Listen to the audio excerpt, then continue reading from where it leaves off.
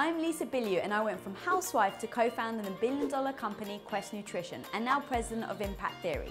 Our mission with this show is to empower you and all women to recognize you really can become the hero of your own life. Welcome to Women of Impact. Today's Women of Impact's journey is like a Hollywood screenplay.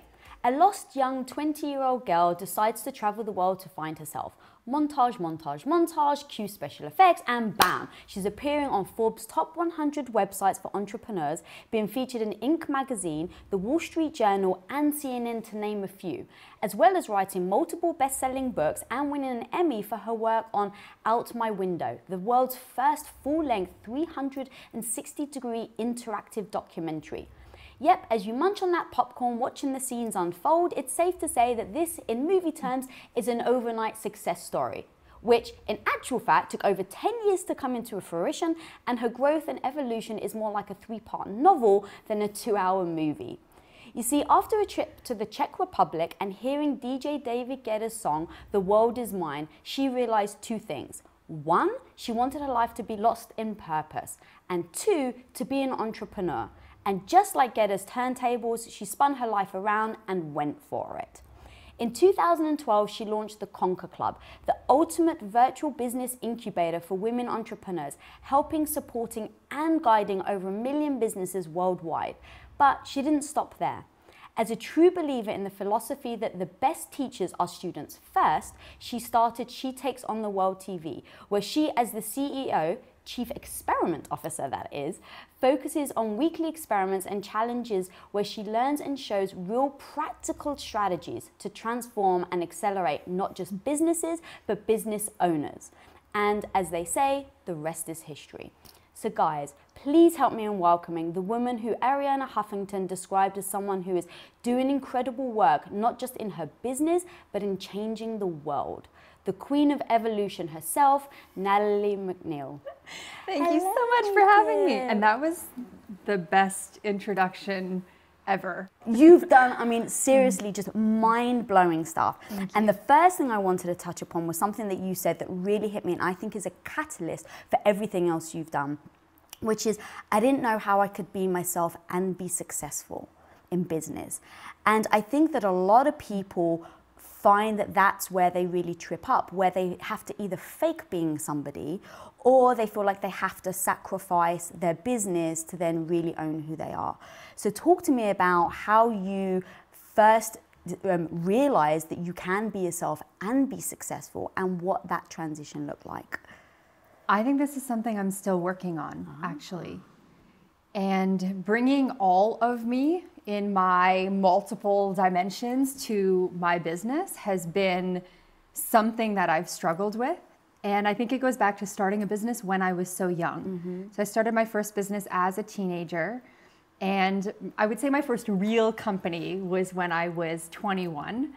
And at that time, I felt like there was a certain way I had to show up and be in order to succeed. And it was a very male-dominated industry that I was entering.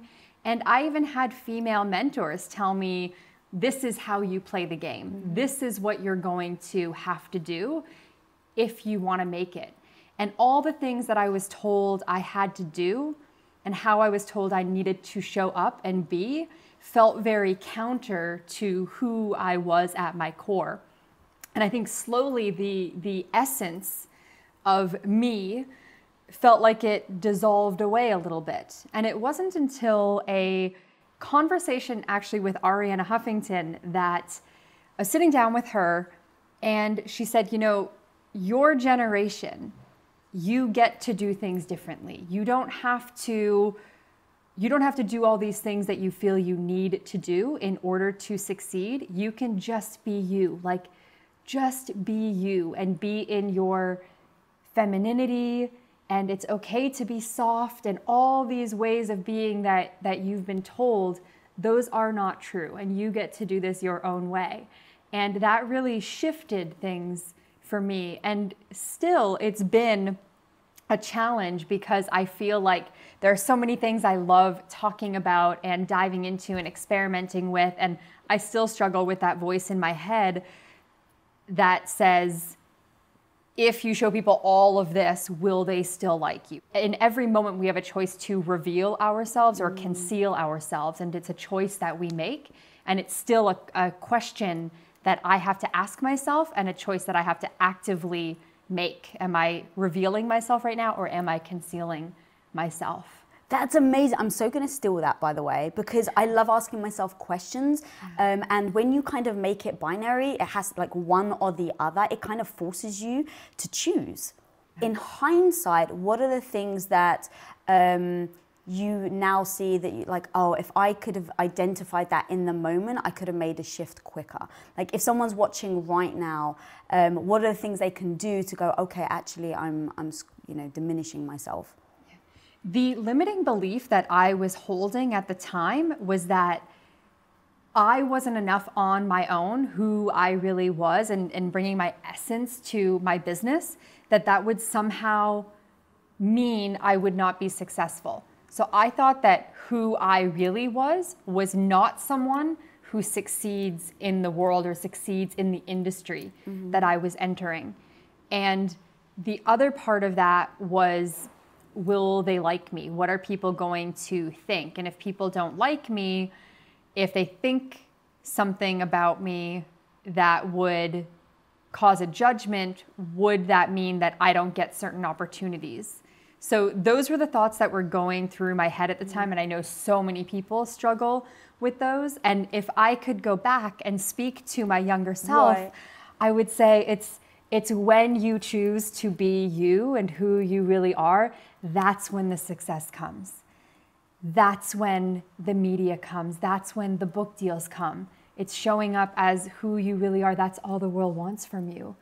Do you think that speaking up now is almost opening doors for more people to own who they are? Yes, I think one of the most powerful things we can do is name our shame as well. And to be in real relationship with the people around us, with our friends, with our family. It starts there, showing up as who you really are there in those relationships. If you can't be intimate and open to the people who are closest to you, you're not going to be able to go out and do that in your business and in the world. Yet so many of us hide even with those who are closest to us. And I think that that's where the work starts. And I think the more of us that are showing who we really are and being authentic and sharing what's actually going on for us. Like I used to hide behind this facade of wanting people to think everything was perfect and that I was always fine and always happy. And then I would have my breakdowns usually on my own and take myself through that process. But when I started talking about the things that were hurting me, the things that I felt shame around, the areas in my life and my business where I didn't feel good enough, that's when a lot of doors started opening. That's when the layers started to dissolve and I was revealing more of myself. And that's when I started attracting a lot more opportunities that were like big career shifting opportunities. So I totally get like starting with the people close to you. The problem is, at least for me, I found it's the people that were closest to me were the people that were trying to fit me into a box. And I don't necessarily think deliberately, I just think they've known me for so much of my life. They have, let's say, maybe some expectations of what I'm going to become. And so I found that it's usually the people closest to me that have those shouldn'ts, you shouldn't do this, you know, you need to be like this. So how do you make that first step into being the real you with the people closest to you that may be the ones that have the most judgment on you? I think it's one of the hardest things to do. And I have amazing parents and a family that I'm very close to. And yet it was so hard for me to show up as me in those dynamics. And I think we are all born into a world where everything has been given meaning for us. So we have so much conditioning around that. You know, we grow up with a worldview that is usually modeled after the people who raised us. And when you actually stop and look at all the ways that you've been conditioned and say, would I choose this for myself? Or if there was no meaning attached to this, what would I make it mean? How would I see the world? without all of those layers. And I think when you start to look at that, it gives you more freedom in how you choose to show up. And then communicating that, though, is a whole other, it's a whole other ball game. And actually, this example just came up last week with one of the women that I work with. She is a designer now and really pursuing her creative passions, but she had gone to med school.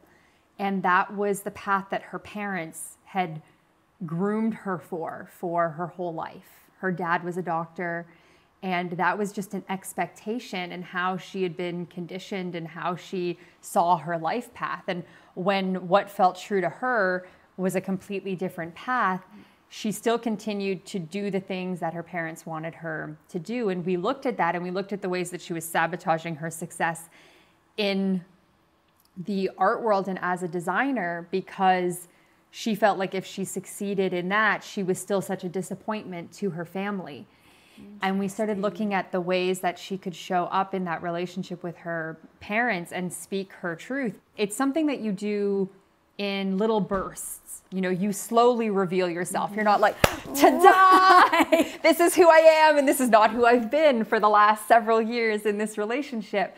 But it's the small shifts, I think, that allow you to create different dynamics over time.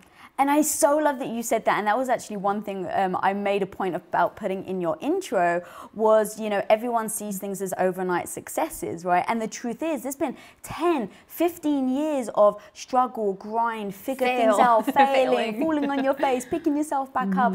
And so people see it as the overnight success. But the truth is, it's one baby step at a time. And I know that you've spoken a lot about that on how you teach people and coach people into having a big vision, right? A goal, what is that? And then breaking it down step by step, baby steps, because you're never just going to jump there. And it needs to take time, but you have to get uber specific about what those baby steps are. So how do you get somebody to take that big grand goal and then break it down so that it doesn't just become, you know, this one dream that someone has, but they're never actually working towards it? Yeah. So when I have a big goal, I look at milestones first. And the milestones are more like I think of them as mile markers during a marathon. So what are those big mile markers that you are setting that just help you to know that you're on track? And then within each of those, I do a brain dump of what all the tasks would be that are associated with that. So if I am writing a book, right now I'm finishing my next book. Amazing. And I have mile markers for each chapter of the book. And then within each of those, I do a brain dump of around this topic. I ask myself around this topic, what is every little thing, every little story I can think about, every exercise that I would maybe walk people through, and I list all of those, and I will write all of that and then edit after. And you have to get so detailed. And when I break something down, like right now for the next launch that we have coming up, there are about 1,500 tasks. Wow. With that launch. So every time you think you've broken it down enough, break it down a little more, because a task shouldn't be more than about an hour.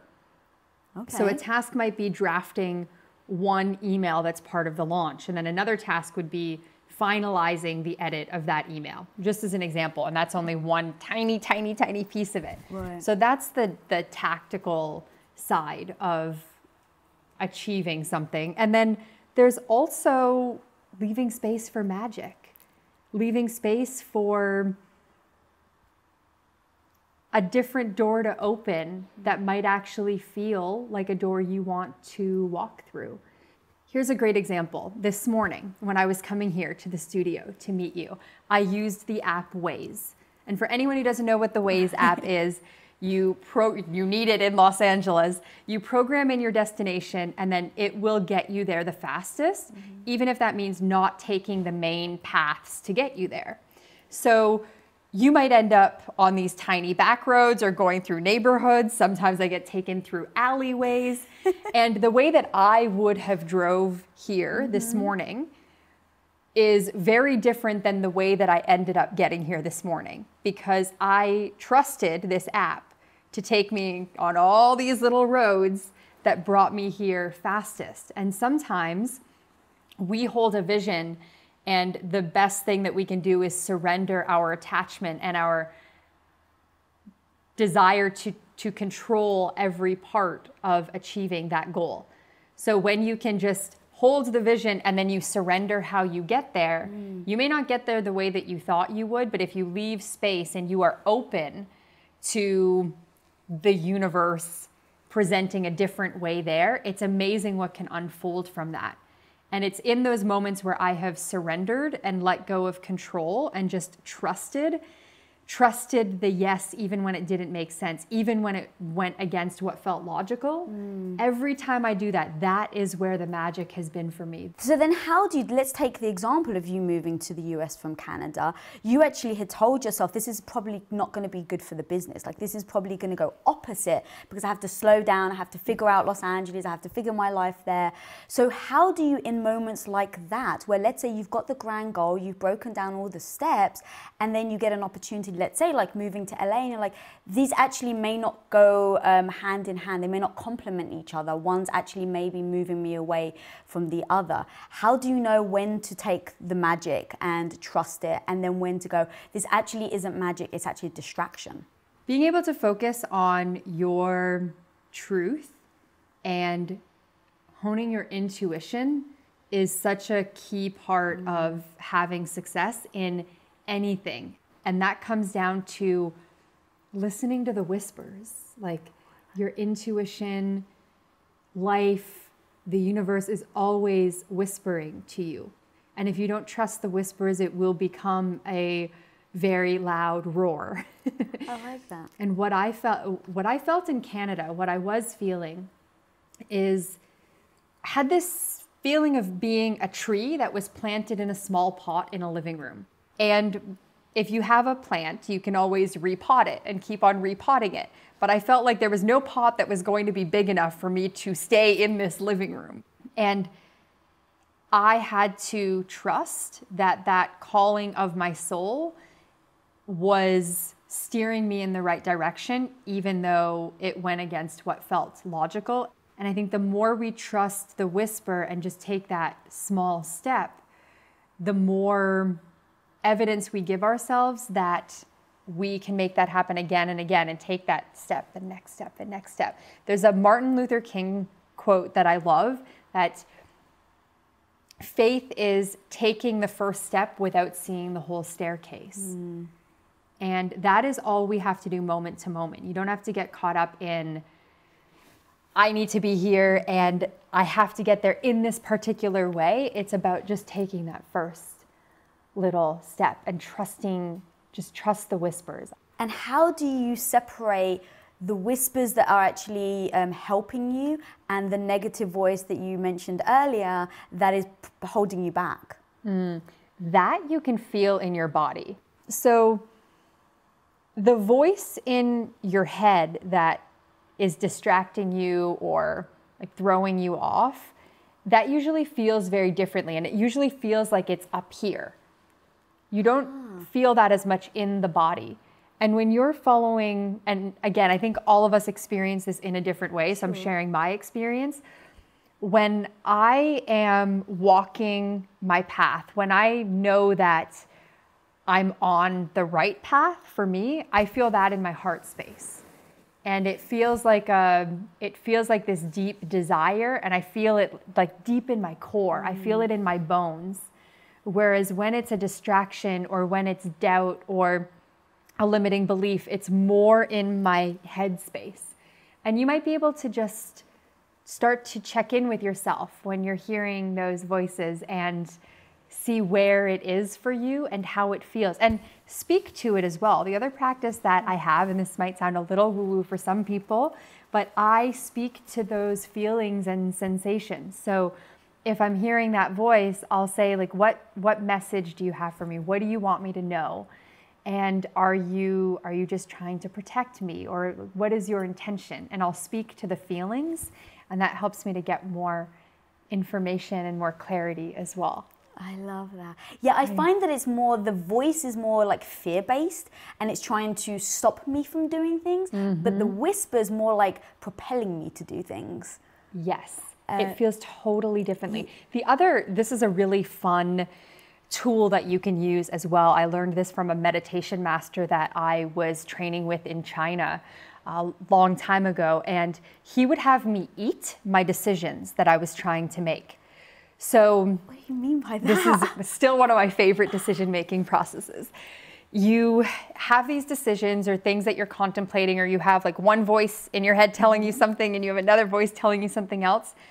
You visualize that thought and you visualize yourself eating it, and you feel how it goes down, how it moves through your body, how your body digests it. And then you do it for the other one as well. And it's amazing how many times a decision, even sometimes a decision that I'm like, that is a great decision. Yeah. And I'll go through this process that he taught me, and it will feel prickly. It will feel like my tummy doesn't want it. And then I'll have this other decision that I'll visualize eating, and it feels completely differently going around. So that's another like weird tool, but I like giving people weird tools to use as they are navigating their lives and their businesses. And sometimes the decision feels like ice cream. Sometimes it feels like, oh, that's now you're really getting into my world, where I love the visualization of like, is it sugar and is it going to make me jittery, or is it warm bone broth that's going to make me feel warm and fuzzy and cozy? Oh, exactly. I love that so much. Yeah, it's like when you eat that decision or you eat that thought, what kind of food does it end up being, and how does that food go through your system? That's amazing. Let's keep talking about fear, because I know it's something that you've spoken about, like that you always like move towards fear, lean into the fear. In seeing where you've just become incredibly successful and all the things that you've done, it really feels like you've had to lean into the fear to do it. And I know the one example that I love is when you were arranging the female retreat at Necker Island, and you said it's like you literally felt like you were jumping off a cliff because you had to put so much money up front to support that, and you didn't know if it was actually going to work. Or talk to me about that, because so many people would stop at the second they realized like the dangers of doing something like that. I think we all experience fear, and one of the things that people ask me from the place that I'm in now is like, well, you must not feel that anymore. Like in the beginning, it must have been so scary. And I'm like, I feel more terrified now actually with a lot of the decisions that I make, because it feels like the stakes are so much higher. And when I was starting my business, I didn't have a lot of people that relied on me like I do now. Now having team members, having people who for their own family's well-being rely on the income that they make from me, that creates pressure and responsibility that I didn't have when I was starting out. So I actually feel a little bit more fear now when I'm making decisions than I did then. The difference is that now I'm always willing to face off with it. I'm always willing to have a conversation with that fear and not let it run the show. Right. And when we look at it, when we choose to say, what is here for me? Like, why is this coming up? For what purpose is this fear coming up? And having that conversation with it. And in this case, it was totally about the finances, because I paid exit taxes to leave Canada, and I'd spent a lot of money on the move. And so having this huge deposit and this risk come right after that felt scary. And then when I asked myself, okay, in the past, this is me talking to fear now, right. In the past, when we've decided to go through with the decision, even when I've been afraid of what it would mean financially, even when I was afraid of it costing me my business or costing me everything, and what if, going to the worst case scenario, playing all of that out, has that happened? Has that ever transpired in that way? Or do I have evidence of things actually working out really, really well when I trust my intuition and I step up to the plate even though I'm afraid? And again, this is just continuing to push through it is what gives you that evidence. And I'm always looking for evidence of where things in my life have worked out really, really well, and then documenting it I love how Gary Vaynerchuk talks about documenting your life, not like creating your life to be perfect and to have people looking at it thinking, oh, wow, that person has it all together, but like documenting everything so that you can really learn your lessons and you can see and reflect on where you've been and what decisions have been really good ones that have led you to where you are. And so in the documentation process for me, in the journaling, in always reflecting, every single quarter I write out a reflection of the lessons that I've learned, the mistakes that I've made and what I've learned from those and how I can share those lessons. That's what allows me to move forward in trust and in faith, even through the fear. Yeah. But even if you have like the most amount of faith, when you're putting down, because you put down a hell of a lot of money for that event, like how do you look at your past and your documentation and maybe, in fact, take me through it. So you go to make this decision, you look at your documentation. Yes. I love this. Okay. We see things as being way bigger problems than they actually are. And it's been my travels all over the world. I've been to about 100 countries that have put so many things in perspective for me. Because when I play out my worst case scenario of if this goes horribly wrong, if this blows up in my face, what is the worst case scenario? And you know what? For most of us, the worst case scenario is not that bad. Right. I have people that would support me, and that support system is everything. I know that my worst case scenario that my mind can actually go to would not end up playing out. And we are so fortunate that we have the opportunities that we have. Like every single person that's watching this has opportunities that so many other people in the world do not even have access to. So I feel like it is our responsibility to trust our intuition and to trust what we feel called to do, even when it's scary. I know an amazing entrepreneur, I won't say her name, but has had so much success. And she ended up she went for this business. It became very, very successful. It was an 8-figure company, and it ended up failing, and she had to move back in with her parents as a mother in her 30s. And it was painful. And when she looks at that being her worst case scenario, like that's the place she got to rebuild from, and she was still okay. And she found resilience in that. So I know that for some people it's easier than for others. It depends on your circumstances. And I've been out in the world. I've seen people have such beautiful dreams and desires and not have an opportunity to pursue those. So I feel like it's my responsibility to always pursue what I feel is mine to pursue. And in this case, that event, it felt like I was meant to create that. And I didn't know the reasoning for it. I just felt so strongly that it had to be a yes. And that was one of the ones where I talked about whisper and roaring truth. Yeah. For me, I ignored the whispers for a few months on that. And then it became a very loud roar of, you are doing this and you have to do this. And it would not leave me alone. It consumed my thoughts all day long. And I love that feeling though, because it's when you try to quieten it and it just won't go away. To me, that's an indicator. It's like, all right, you've done everything you possibly can to ignore this. You've convinced yourself it's not the right thing to do. You know, you've tried to talk yourself out of it, but it just won't go away. Yes. And when it just won't go away, for me, that's a massive indicator. And I was like, all right, you need to take the first step to see if this can be real and this does feel as good as you're hoping it to be. And there is an aliveness when you play to your edges. There is an aliveness that you can only feel when you are taking the leap. And I think that we long for that on a very deep level. And I think it's Tony Robbins who always says, if you're not growing, you're dying. Yeah. And that's true of everything. That's how we get to know ourselves better. That's how we get to know our strengths. And that's how more of our purpose is revealed to us as well.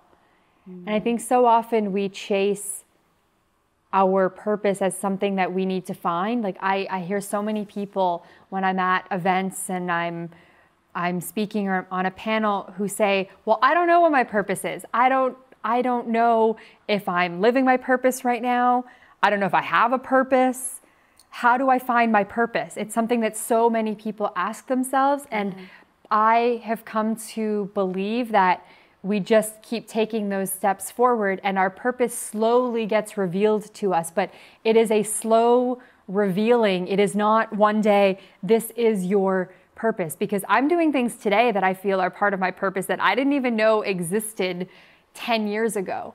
For me, it was massive to realize like what I'm working towards, what feels right, having that purpose. But at the same time, like, I don't think that people have to figure it all out there and then, or, you know, be very dogmatic about what their purpose is, because it can change over the time. I don't think we know what it is until the very end. I don't think we know what it is until like, in a deathbed? Until we're taking our dying breaths. I don't think we know our purpose. I think we operate from a compass, from this compass that is our true north, that is always guiding us towards what our highest and best use on this planet is. But I don't think you will be able to say, that's what I was here for, until your dying breaths. Interesting. How often do you think about that dying breath? Often. Do you really? I do too. I do. I think about it a lot. You know, since I've lived in Los Angeles, I've made it a ritual to go down to the ocean pretty much every day at sunset. So I don't book any calls during that time. I ride my bike down to the water and I watch the sunset. And since I was a little girl, every sunset I ever saw, I always had the thought, I always still have the thought, I wonder how many more of these I'll get. I wonder how many more sunsets I'll get to watch. And it's just this moment every day that brings me back to what is real and what is true. And Steve Jobs was the one who said he would look in the mirror every day and ask himself, if I took my last breaths today, did I live today the way that I would have wanted to live it? And I think that's a powerful question to ask ourselves often. And if you're saying no to yourself too often, if you're saying, today was my last day, I definitely wouldn't have lived it this way, that's something for you to really look at.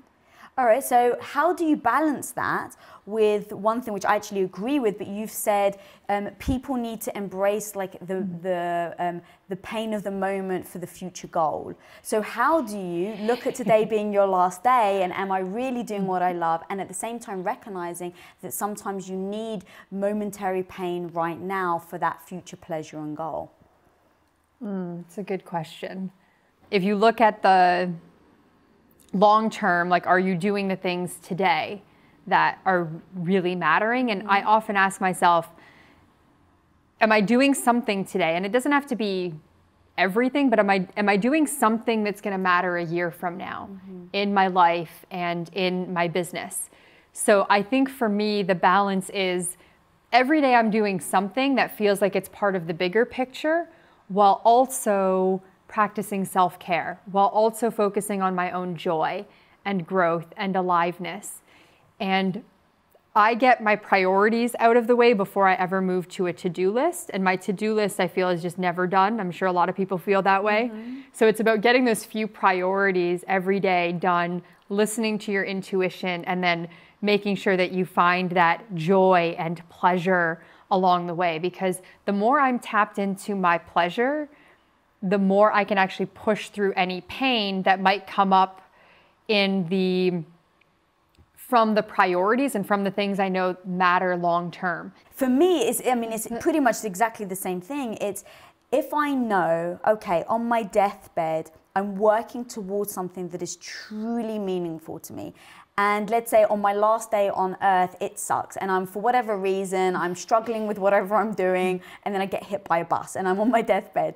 I'm like, even though it sucked, like the pain that came before, it's still in service of something that I'm so passionate about that I still find the joy in it. And it's the focusing on that, what am I doing today to get me to where I really want to go or what I want to achieve, and then focusing on that. And I think we can have all of it at the same time. You know, the human experience is beautiful and it's messy and it's dark sometimes, and it's pain and it's joy and pleasure, it's aliveness, it's death, it's all of those things. And I think sometimes we think that we can only hold one of those truths at any given time.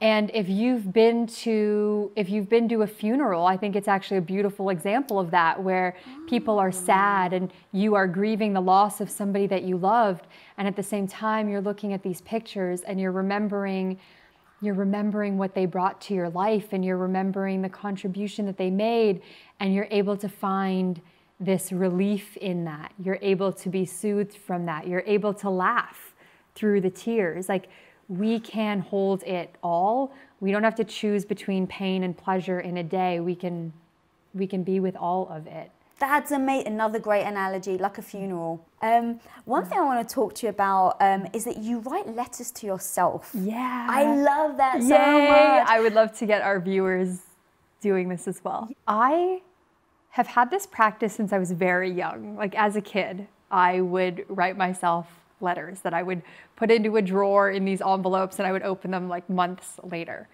And as I grew up, it became more of a formal process where if I was working towards a goal or something, or I was holding a vision, or I just got a glimpse of a possibility in my life, I would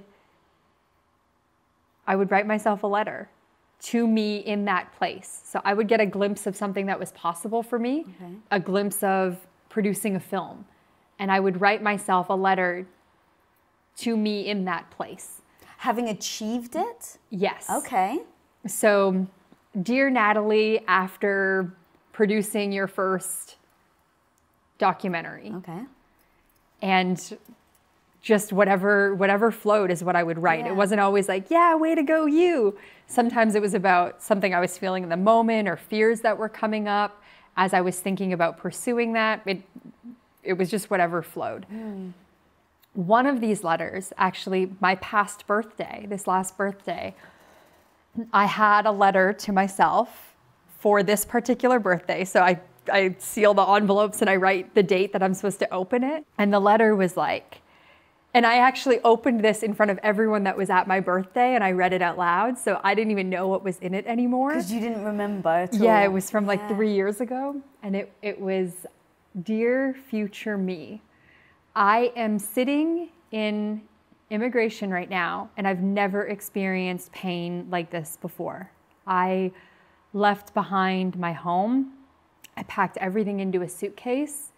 I don't know what's going to happen next. I left behind everybody that I love and see on a regular basis and who supports me for what feels like this journey into a very dark forest. I don't know where I'm going to end up." And in the letter I said, the vision I'm holding that is getting me through this is being able to see you surrounded by the most amazing soul family wherever you end up. And here I am reading this, and I'm surrounded by all these amazing people, and I'm crying and everyone else is crying. And it was such a beautiful moment because it reminded me too of the courage that I had to take those steps that led me to that moment and that led me here. And my whole world has expanded here from taking that leap, but it was painful to get here. So these letters serve as documentation, like we were talking about, and you can pick any date in the future that you want. It could be the day you achieve a certain goal, and you can write it for anything. I have another friend who wrote it to the day that she becomes a mom, and write a letter to your future self. How are you feeling in this moment? What do you think that actually then does to our psyche? Is it just acknowledging feelings that you haven't said out loud? Like, what do you think that process is and why it works so well? I think in the moment, it gives you the awareness of what might block you from being able to actually get there, because you go into all the stuff that comes up for you. And I think it's a way of processing that, which is 100% necessary for you to do any of the things that you want to be able to do in your life. And then I think on the other side, when we read it, we get to celebrate the journey. And sometimes we get so caught up on the big things that we're trying to achieve that we don't acknowledge ourselves day to day. Or it's easy to think, well, I'm not moving fast enough. Why am I not further along in my life? I hear that from a lot of people. I was speaking to a 50-year-old man just a couple weeks ago, and he was like, I just turned 50 and this is not where I wanted to be. I haven't done any of the things I've wanted to do in my life. And I said, tell me a few things that you have wanted to do, that you've done. And when I started to remind him of that, and he started to say, well, you know, my daughter is amazing and she's having a baby soon and I'm going to be a grandpa. And when he started going through the things that he felt really proud of, it shifted his whole way of being. And I think the self-acknowledgement is important because it goes back to, we were talking about this evidence. We need to be able to show ourselves that we can do big things in our lives, and not just big things, but small things that lead to big things as well. That we can achieve things that we set our mind to. Yes, and that we can evolve, and we are constantly shedding off more and more layers and revealing more of ourselves to the world. Yeah. So I love that reminder. And I love that you can then use it as a habit, because I know you're massive on habits as well. You're a big fan of that. You can use that as a habit, right? Like you can keep going back to, oh no, I've done it before. You can do it, and kind of just keep repeating that. And I think when we're in a space where we're down on ourselves, like some of the days where I am just having a day and I'm like, I can't wait for this day to be over. You know, we all have those days where we're just like in it. We all have those days. We all have those days. Oh my goodness, we all have those days. And when I have those days, I have what I call a boost box. Okay. And in my boost box, it's mostly letters from clients. So I've received the most beautiful notes from clients, from readers of my books, from all over the world. And on the days where I'm like, do I even want to be doing this anymore? Like, I feel like giving up. Nothing's going according to plan. I open up this box that has some of these accomplishments and some of these letters that I've written myself and letters I've got from other people. And it reminds me that I'm on the right path. And it reminds me of who I really am and what I'm offering to the world. And it lights me up. And I think at the end of the day, we all want to feel like what we're doing matters and that we matter. Yeah. So talking about how you serve people, your videos that you do on She Takes on the World are so incredible. Tell me a bit about that. Like, I know for you, it's the learning that was a big thing for you. And the fact that you're willing to then capture all these videos and you're going around and really testing yourself and showing people in real time the things that you're learning as well, I think is so incredible. What made you start that? And then where's the end, or do you have an end goal for it? What's the plan? Yeah, so with the latest seasons of She Takes on the World TV, it's me taking on some type of ritual or habit or learning. And I wanted to do that because people always say to me, well, that must be easy for you. Like, you have access to the best doctors, so you get to have advice that we don't get to have, or you get to have an amazing business coach that I don't have access to. So because of who you have access to and what you're learning, you have such a leg up on me. And I wanted to show people these conversations that I have with some of the people that help me. And these episodes, I also did a series, the Superhuman Entrepreneur series, with a team of medical professionals who helped me recover from burnout. And I mean, I did like a stool and saliva and urine sample all being filmed. And I shared this with people to show them, like, here's what happens when you aren't sleeping enough, and here's what the recovery process looks like, and here's what you can do in your life with the resources that you have. So I'm always just helping people to approach life with more of a curiosity as well. And I think that that's one of the things that has allowed me to do all the things that I've done, to travel so many places, to build my businesses. I'm curious about everything. I'm curious about everyone, and I'm open to learning from all of life, from everyone, from every experience. Those are the things that inspire me. And that shows in everything that you do. Thank you. But before I ask my last question, where can these guys find you online and all the incredible stuff that you're doing and putting out there? Yeah, come visit me on Instagram at Natalie MacNeil, and that's MacNeil. So that's a great place to connect with me. I would love a DM. I want a DM from all of you watching of like the best little nugget or lesson that you're taking away from my beautiful talk with Lisa. I've loved our conversation. And come visit me on shetakesontheworld.com, and I'm also on Facebook at Natalie MacNeil. Amazing. And now for my last question, what do you consider your superpower to be? Ooh.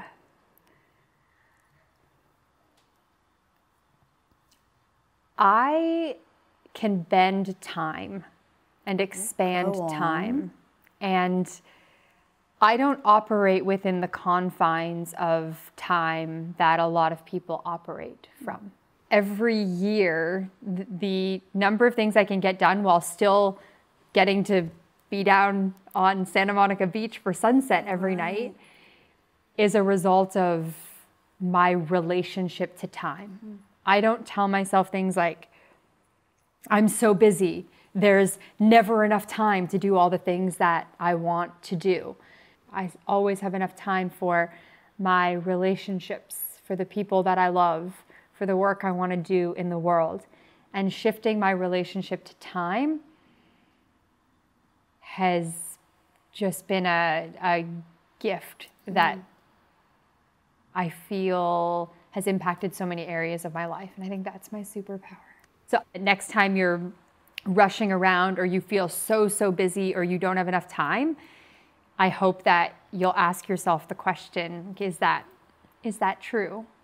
And what if I believed the opposite? What if instead I believed that I always have enough time? And who would I be? How would I be showing up in the world if I believed that I always have enough time? Yeah.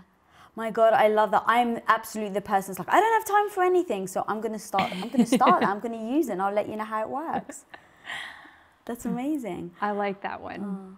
Well, guys, hopefully you were literally listening as closely as I was. I was on the edge of my seat the whole time this woman was talking, because she isn't just motivating. She isn't just talking about her life and how she got to where she is, but she's actually giving you at home and me real tricks and tactics to use in my own life. So let me tell you, tomorrow I'm going to start a boost box. That's going to be step number 1. And I'm actually going to visualize digesting my thoughts and ideas and see how they feel. And one other thing that I just so admire is that she isn't just sitting at the top of the hill saying, look what I did. She's willing to put herself in front of the camera and do things like blood testing, figuring out how to speed read, like using herself as as a guinea pig to show you guys at home how you can also learn and grow, and that there is no such thing as perfection. And that is where she puts her focus. And that's what I love so much.